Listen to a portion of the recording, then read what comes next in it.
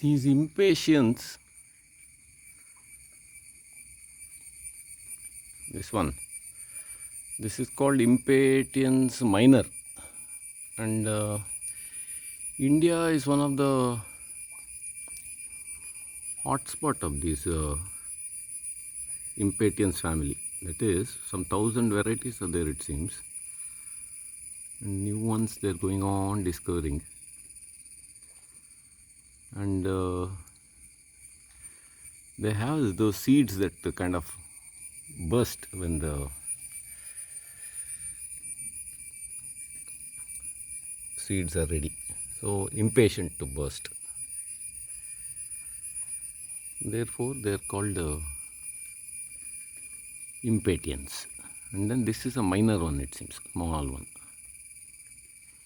Impatiens minor.